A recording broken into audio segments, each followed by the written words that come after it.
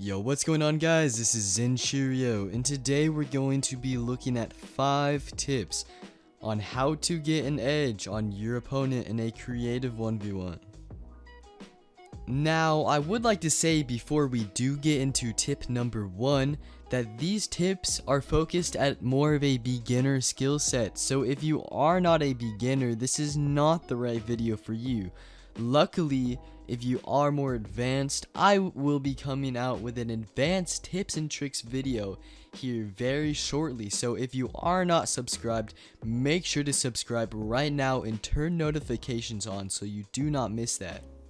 Now, hopping straight into tip number 1, we will be taking a look at the cone side jump. The cone side jump is a very basic move, but it does not cease to amaze me of the capabilities of it. Using the cone side jump alone isn't all that useful, but when pairing it with another high ground retake or a technique of sorts, this is when it becomes something that can provide to be very powerful in a 1v1.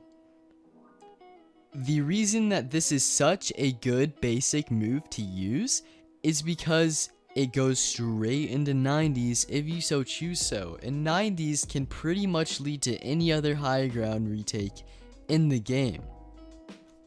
Now, heading straight into tip number 2, we are going to be taking a look at the double edit.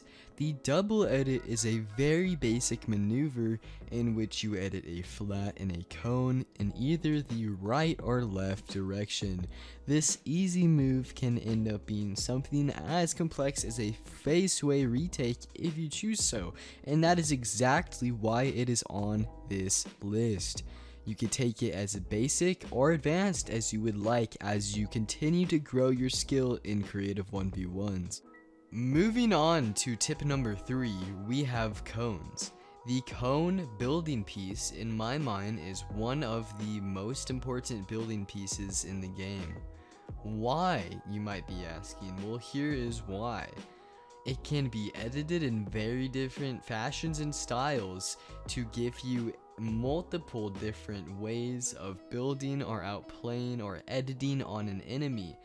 These added features give you even more options and possible ways to get ahead or even win a 1v1, and that is why this item has made the top 5 list.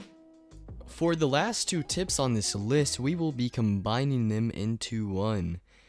These tips talk about game sense and not building, as game sense is a very important part of being a good 1v1er. Coming in with tip number 4, we will be talking about having a line of sight on your enemy at all times.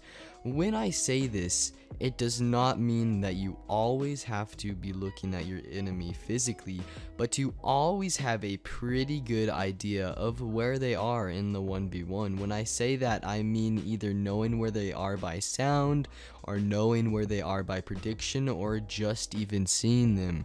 This is a very important part of being a good 1v1er, as your main priority is the person that you're playing against.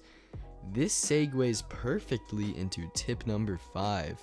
Tip number 5 is to simply go for shots. I know it may seem like in a creative 1v1 or build battle that the point is to build and get high ground. While now, of course, you do want to do that, your main focus should always be on getting a shot off on your enemy, rather you have low ground or high ground, or it is just at the start of the 1v1. You can do this by either going for a nice angle on them or getting high ground and trying to shoot them while they are building up, or surprising them with a low ground tactical shot. To summarize tip number 5, always be looking for an open shot on your enemy.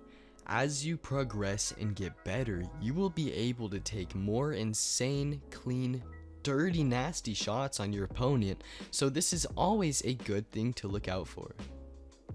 Anyways guys, that is going to wrap up the end of the video. If you did enjoy it, make sure to subscribe with the notifications on, and make sure to drop my Instagram a follow, as that is where I mainly post content.